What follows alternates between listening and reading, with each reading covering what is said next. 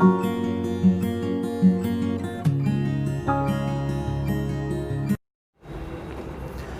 देखो, हम लोग पढ़ रहे हैं क्वाड्रेटिक इक्वेशन।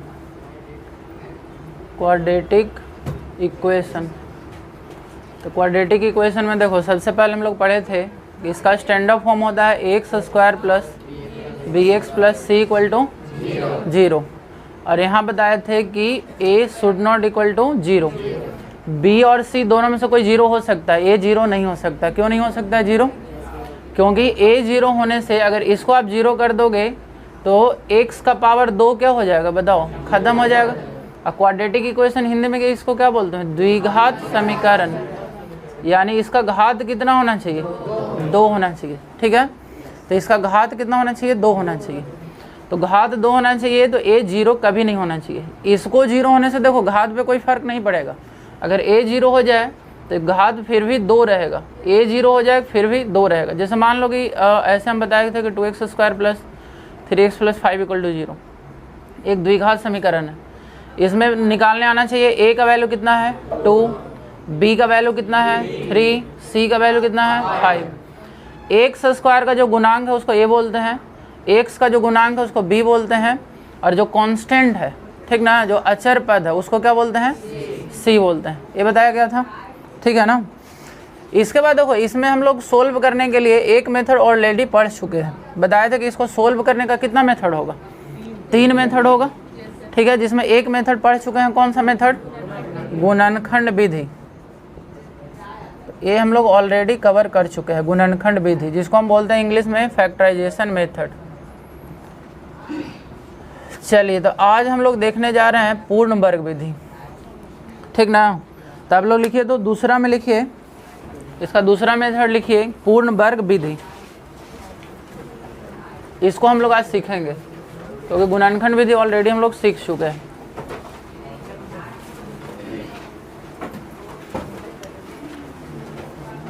तो लिखिए पूर्ण वर्ग विधि,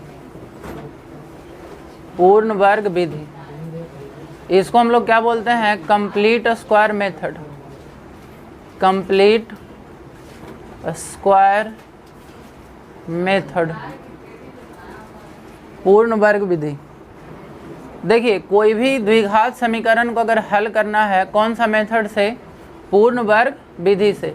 देखो, पूर्ण वर्ग बनाना मतलब होता है ना कि तुमको या तो जो द्विघात समीकरण दिया हुआ है, जो ये द्विघात समीकरण है x square plus b x plus c equal to 0, ये द्विघात समीकरण है, तो इसको या तो आपको करना क्या होगा कि आपको इस फॉर्मूला पे सेट करना होगा, या तो एक्स प्लस वाई का होल स्क्वायर का फॉर्मूला पे सेट करना होगा, एक्स प्लस वाई का होल स्क्वायर, या ए प्लस बी का होल स्क्वायर का फॉर्मूला, या तो हम एक्स माइनस वाई के होल स्क्वायर के फॉर्मूला पे सेट करेंगे। इसी को हम बोलते हैं ना पूर्ण वर्ग बनाना, ठीक ना। जैसे एग्जाम्पल से हम समझाते हैं कि कैसे सेट करते हैं। देखो, इसमें कुछ रूल है, कुछ स्टेप्स है जिसको हम लोग याद रखेंगे। पहला देखो रूल क्या है कि एक्स स्क्वायर का जो कोफिशिएंट होगा, जैसे यहाँ पे एक्स स्क्वायर का कोफिशिएंट है, कितना है बताओ, ए गुणांक है। इसको सबसे पहले ना कॉमन मतलब कॉमन ले लेते हैं, ठीक ना। कॉमन कैसे लेते हैं, जैसे देखो समझना बात, हम एक एग्जाम्पल लेके चलते हैं। जैसे मान लिया जाए कि एक क्वेश्चन देते हैं, द्विघात समीकरण लिखते हैं और उसको हम इस विधि से सोल्व करेंगे, ठीक है। एक एग्जाम्पल लेते हैं, जैसे मान लो कि हमारे पास लिखा हुआ है x square minus 5x plus 6 equal to 0, इसको सोल्व करना है। तो इसमें देखिए, पहला स्टेप आपको ये होगा कि आपको एक्स स्क्वायर का जो भी गुणांक यहाँ पे होगा, तो यहाँ पे गुणांक कितना है बताओ, तो 1 को कॉमन लेने से तो कोई फर्क नहीं पड़ेगा। जैसे मान लो को 1 को कॉमन ले लिए तो इसमें कोई फर्क पड़ा, एक्स स्क्वायर, ये भी यहाँ 5x ही रह जाएगा, प्लस 6 बराबर कितना हो जाएगा। तो इसमें हमको अगर 1 रहेगा तो कॉमन भी लेंगे तो कोई फर्क नहीं पड़ेगा। लेकिन मान लो कि अगर इस तरह का सिचुएशन रहे, जैसे देखना समझना बात को, जैसे मान लो कि रहे कि 2x स्क्वायर माइनस मान लो कुछ भी लिखा हुआ है, एक एग्जांपल ले लेते हैं, मान लो 2x square minus 6x plus 9 equal to 0, मान लो ऐसा ले लेते हैं, ठीक है। तो इसमें आपको अगर एक्स स्क्वायर का कोफिशिएंट को कॉमन लीजिएगा तो क्या हो जाएगा बताओ, एक्स स्क्वायर कोफिशिएंट यहाँ 2 कॉमन ले लिए, तो 2 कॉमन ले लेंगे तो यहाँ पे कितना बचेगा, एक्स स्क्वायर माइनस यहाँ पे कितना बचेगा, 3x बचेगा, क्योंकि हमको पूरा में 2 को कॉमन लेना है। तो एक्स स्क्वायर बचेगा माइनस कितना बचेगा 3x और लास्ट में यहाँ पे कितना बचेगा 9 बचेगा, यहाँ पे 9/2 बचेगा। आप देखो कॉमन ले रहे हो, इसका मतलब आप क्या करो समझना बात को, इसका मतलब आप कर रहे हो कि यहाँ पे 2 से मल्टीप्लाई करो और अंदर में 2 से डिवाइड कर रहे हो। आप कॉमन लेने का मतलब यही होता है, कॉमन लेने का जो प्रोसेस है, कॉमन लेना मतलब उभयनिष्ठ हम बाहर निकाल रहे हैं इसको। तो यहाँ पे 2 तो था, देखो 6 लिखा हुआ था, इसमें भी 2 × 3 था, तो 2 को बाहर ले लिए तो 3 हो गया। यहाँ पे देखो ये 2 का मल्टीपल नहीं है, मतलब 2 का एक गुणज नहीं है, तो इसमें क्या करना होगा कि तुमको 9/2 लिखना होगा। देखो फिर से अगर हम इसको 2 से मल्टीप्लाई करेंगे तो 2x² और 3 × 2 कितना हो जाएगा 6x, और यहाँ 9/2 में अगर 2 से मल्टीप्लाई करेंगे तो देखो 2 कैंसिल हो जाएगा और कितना बचेगा 9। तो देखो जिसमें अगर कॉमन नहीं आ रहा है, जैसे यहाँ पे हम क्या बताया कि यहाँ पे 2 इसमें कॉमन नहीं था, तो हम इसमें क्या करेंगे डिवाइड कर देंगे, 9/2 लिख देंगे। और किए हैं सब में वही प्रोसेस, यहाँ भी 2 से डिवाइड किए थे तो ये 2 कैंसिल हो गया तो x² बचा, यहाँ भी 2 से डिवाइड किए थे तो कितना बचा -3 बचा था, और यहाँ भी 2 से डिवाइड किए तो ये कैंसिल नहीं हुआ तो हम वैसे ही छोड़ दें। तो देखो सबसे पहला समझना ध्यान से, पूर्ण वर्ग बनाने में सबसे पहला स्टेप ये है कि आपको करना क्या है कि x² का जो भी कोफिशिएंट होगा उसको क्या करना है कॉमन लेना है। समझ में आ गया ये बात।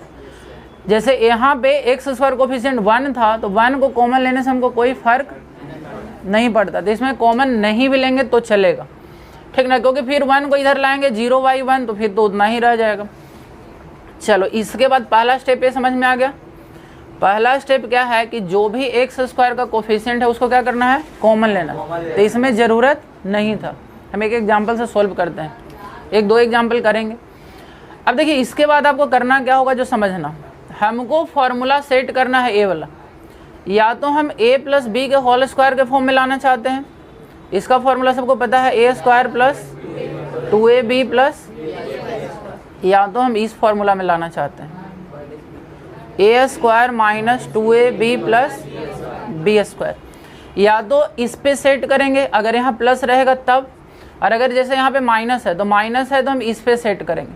हम चाहेंगे कि इसमें हमारा 8 तीनों टर्म आ जाए। जैसे देखो यहाँ पे a² तो बताओ एक जगह पे कितना हो गया x हो गया, समझ रहे हो बात को, एक जगह पे यहाँ पे हो गया x, तो a²। अब यहाँ से देखिए हमको लाना पड़ेगा -2ab, यहाँ पे माइनस है तो -2ab, तो हम 2 लाएंगे, यहाँ पे 2 से मल्टीप्लाई करेंगे 2ab होता है, एक जगह हमको पहले से मिल गया है x, तो b की जगह यहाँ कितना लेना होगा बताओ, कितना ले यहाँ पे कि बैलेंस रहे। देखो 2 से अपने मन से मल्टीप्लाई किए थे तो 2 से यहाँ पे क्या करना होगा डिवाइड भी करना होगा। देखो इसको अरेंज करके जो -5x था इसको अरेंज करके हम लोग क्या लिख दिए -2ab। देखो ध्यान से 2 से मल्टीप्लाई किए, या 2 लाने के लिए फार्मूला पे हमको सेट करना है, तो 2 लाने के लिए 2 से मल्टीप्लाई किए, फिर एक जगह पे हमको पहले आ चुका है कितना x, और फिर क्या किए कि 2 से डिवाइड भी कर दिए, इसमें 5/2 कर दिए।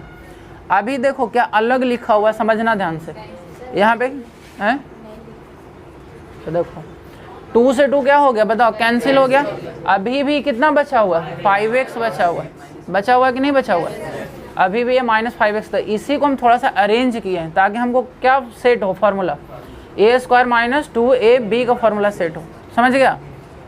अब देखो इसके बाद जो b यहाँ पे निकल के आया, देखो कौन सा b है 2a और a b है, b का काम a कर रहा है, तो जो b निकल के आया उसका स्क्वायर हम अपने मन से ऐड कर देंगे। देखिए इसका स्क्वायर अपने मन से ऐड कर देंगे और इसका स्क्वायर अपने मन से आपको सब्ट्रैक्ट कर लेना ताकि बैलेंस रहे। देखो हम क्या किए हैं कि ये जो b आया इसका स्क्वायर अपने मन से ऐड किए, तो जो जितना अपने मन से ऐड किए तो उतना ही सब्ट्रैक्ट भी करना होगा, तब ना बैलेंस रहेगा।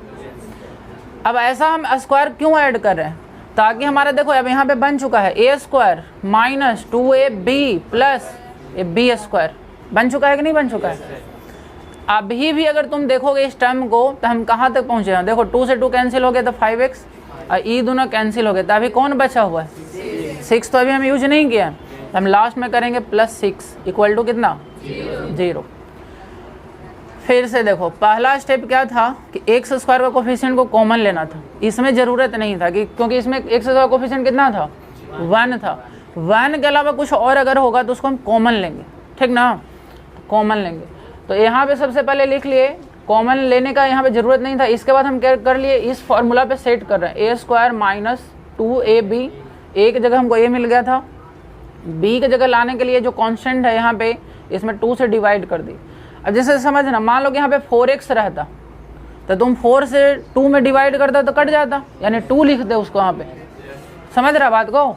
यहाँ पे कितना लिखा था, तो फिर 4/2 नहीं लिखते, 4/2 को हम कितना लिखते, सिंपली 2 लिखते।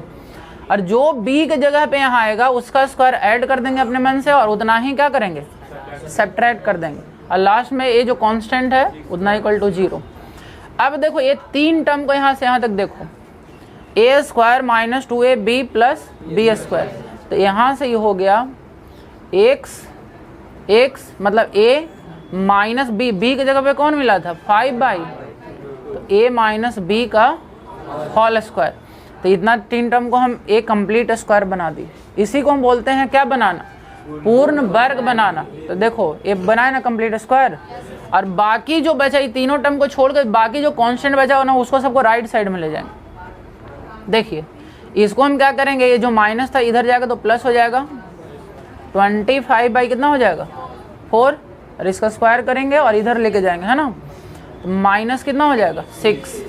अब इसको हम और आगे सोल्व करेंगे। देखिए x माइनस 5/2 का होल स्क्वायर, यहाँ पे 4 एलसीएम लेना होगा, 25 माइनस कितना हो जाएगा 24, समझ रहे हो बात को। तो इधर वाला अभी हम लोग क्या करते हैं, मिटा देते हैं। अब इधर लिखते हैं, देखो x माइनस 5/2 का whole square equal to 25 minus 24 कितना हो जाएगा, 1 हो जाएगा, 1/4, तो 1/ यहाँ पे क्या लिख देंगे 4। तो x minus 5/2 equal to, square अगर हम हटाते हैं तो इधर प्लस माइनस के साथ रूट आएगा। जब भी आप स्क्वायर हटाओगे तो अपोजिट साइड में क्या ले जाओगे, प्लस माइनस जाएगा और रूट में जाएगा, रूट में कितना हो जाएगा 1/4। तो यहाँ फाइनली आ जाएगा x minus 5/2 equal two plus minus 1/। अब देखिए एक बार हम इसको सोल्व करेंगे इतना इक्वल टू 1/2 लेकर, और एक बार सोल्व करेंगे इतना इक्वल टू माइनस 1/2 लेकर। तो x का कितना वैल्यू आएगा, x का 2 का वैल्यू आएगा, समझ रहे हो बात को।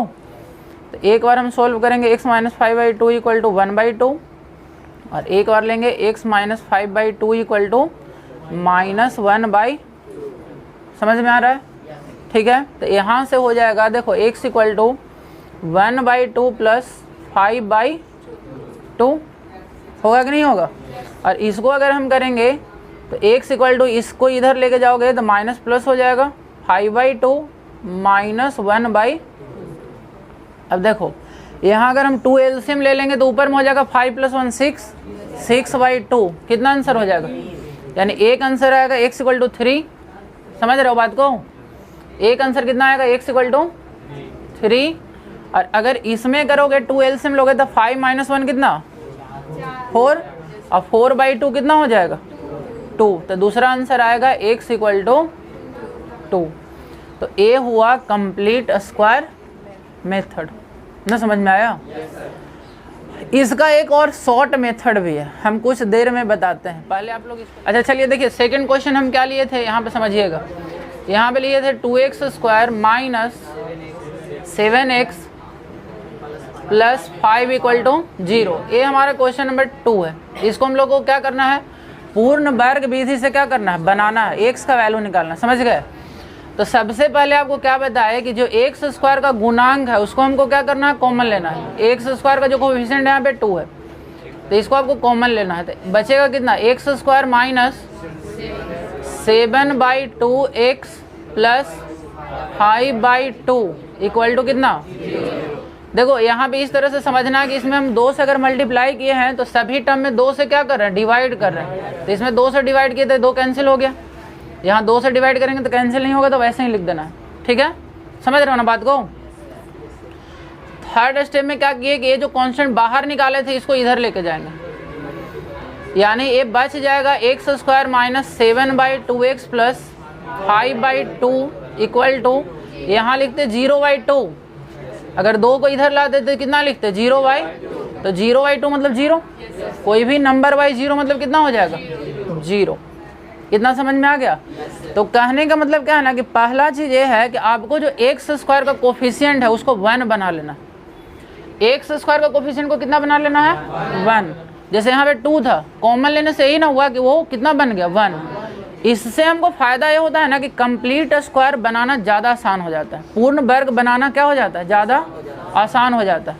तो अब हम कौन सा फॉर्मूला पे इसको सेट करेंगे, तो हम फॉर्मूला ए वाला पढ़ेंगे, a square minus 2ab plus b square equal to a minus b का, चूंकि यहाँ पे माइनस है, अगर यहाँ पे प्लस रहता तो यहाँ पे क्या लिखते प्लस, और यहाँ प्लस का फॉर्मूला लगता। ठीक है, तो इस पे हमको सेट करना है। तो देखो, तो यहाँ लिखेंगे ए स्क्वायर, ए की जगह पे कितना आ गया एक्स, ए स्क्वायर माइनस 2 इंटू, देखो अब हमको यहाँ 2ab लाना है, तो हम इसीलिए 2 से मल्टीप्लाई किए। तो 2 से जब मल्टीप्लाई किए और उसके बाद 2a की जगह मिल चुका है x, तो 2 से बैलेंस करने के लिए डिवाइड भी करना होगा ना, समझे। पहले 7/2 था ना, चलो देखो 7/2 था, चूँकि 2 से अपने मन से मल्टीप्लाई किए थे, इसीलिए 2 से अपने मन से क्या किए, तो कितना बन जाएगा 7/4। समझ रहा बात को। देखो फिर से हमको ये 2ab लाने के लिए 2 से अपने मन से मल्टीप्लाई किए थे, और a हमको पता चल गया था कितना x, तो 2ab, b की जगह कितना आ गया 7/, समझ रहा है, इसलिए हम डायरेक्ट कितना लिखे थे 7/, कोई दिक्कत है। अभी भी देखो तुम, अगर तुम पीछे इसका चलोगे, तुम इसको कैंसिल करके देखोगे, तो देखो 2 2 जा 4, 2 दूनी 4, तो कितना बचेगा 7/2 और x 7/2। क्या बताओ, इसको करने से ये मिल रहा है कि नहीं मिल रहा है। तो देखो कुछ अलग नहीं करना है, ऊपर वाला एक्सप्रेशन को ही थोड़ा सा अरेंज करके नीचे में लिख रहे हैं। ऐसा नहीं कि यहाँ पे कुछ ऐसा कर दिए कि हम इसको फिर मल्टीप्लाई करने से ऊपर वाला नहीं है, इसका मतलब तुम गलत वहाँ पे कर रहे हो। जैसे मान लो कोई स्टूडेंट यहाँ 7/2 लेकर आगे बढ़ जाता है, इसका मतलब वो गलत कर दिया। क्यों गलत कर दिया, क्योंकि 2 से 2 कैंसिल होगा तो 7x, क्या यहाँ 7x है, तो इसीलिए यहाँ पे कितना होगा 7/, तो चेक करते हुए चलना। अब देखो अगला बार में हम बताए कि जो यहाँ पे b के जगह पे तुमको मिला 2ab, तो b के जगह जो भी मिला क्या मिला यहाँ पे बताओ 7/4 मिला। तो 7/4 का स्क्वायर आपको ऐड कर लेना, जोड़ देना है, और उतना ही क्या कर लेना है घटा लेना है। समझ में आ गया। और लास्ट में ये कितना बचा हुआ है, तो ये 5/2 भी लिख लेना, क्योंकि उसको हम छोड़ नहीं सकते। अगर तुम इसको ध्यान से देखोगे तो ऊपर वाला एक्सप्रेशन ही नीचे अरेंज किया हुआ है, अलग नहीं है उससे। तुम अगर देखोगे तो ये दोनों देखो अलग कैंसिल हो जाएगा, ये दोनों कैंसिल होकर 7/2x बच रहा है, ये दोनों कैंसिल हो जाएगा, और यहाँ पे बचेगा कितना 5/, सेम एक्सप्रेशन। इतना समझ में आ रहा है बात को सबको। अब देखो इसमें हम 3 टर्म हम देखेंगे, 3 टर्म जो हुआ, ये 3 टर्म जो हुआ क्या बना बताओ। यहाँ से 3 टर्म को उठा कर देखो क्या फॉर्मूला लगा, ए स्क्वायर माइनस 2ab प्लस, अरे लगा फार्मूला। तो यहाँ पे हम लिखेंगे a माइनस बी, बी की जगह आया था 7/4, तो a माइनस बी का, बोलो समझ में आया। और बाकी जो कांस्टेंट बचा उसको हम राइट साइड में ले जाएंगे, दाहिना पक्ष में शिफ्ट कर दो, तो ये हो जाएगा 49/16, 4 का स्क्वायर 16, और ई इधर जाएगा तो माइनस आएगा 5/2। इतना समझ में आ गया। इसके बाद हम क्या करेंगे, x माइनस 7/4 का होल स्क्वायर, एलसीएम ले लेंगे 16, तो यहाँ देखो हो जाएगा 49 माइनस 2 8 16, 8 बचे। समझ में आ रहा है सबको। अब इसको हम थोड़ा सा और हल करेंगे, बोलो हल करने यहाँ के बाद आएगा, तो यहाँ के बाद मान लो कि इधर हम कर देते हैं, ठीक है। तो देखिए यहाँ पे कितना होगा बताइए आप लोग, x माइनस 7/4 का होल स्क्वायर इक्वल टू, देखिए यहाँ पे बचेगा कितना 9/16, अब स्क्वायर हटाओगे तो इधर प्लस माइनस आएगा, प्लस माइनस आएगा और इसका स्क्वायर रूट आएगा, वर्गमूल आएगा, तो कितना हो जाएगा बताओ? 3 बटा, समझ रहा है ना? यहाँ से स्क्वायर हटाए तो इधर रूट लाए, प्लस माइनस के साथ लाए, तो इसका रूट निकाले मतलब वर्गमूल निकाले, तो 9 का वर्गमूल 3 और 16 का वर्गमूल। अब एक बार हमको क्या करना है, एक बार लेना है 3/4 और एक बार लेना है -3/, तो इतना के बाद हल हो जाएगा कि नहीं हो जाएगा? एक बार ये हो जाएगा, देखो 3/4 प्लस 7/4, इसको इधर लेके जाओगे तो 3/4 प्लस 7/4 होगा ना जी, बोलो। और एक बार होगा यहाँ पे अगर हम सोल्व करेंगे तो पहले से -3/4 और इसको इधर ले जाएंगे तो प्लस 7/4, तो x का कितना वैल्यू निकला? देखो यहाँ पे 7 और 3 कितना? 10/4, 10/4 को काट के भी लिख सकते हैं, और यहाँ से निकलेगा 7 में से 3 घटाओगे कितना? 4/4, यानी यहाँ से निकलेगा 4/4 मतलब कितना? और यहाँ से निकलेगा 10/4 मतलब कितना? 5/, ना समझ में आया? तो यही 2 का आंसर हो गया।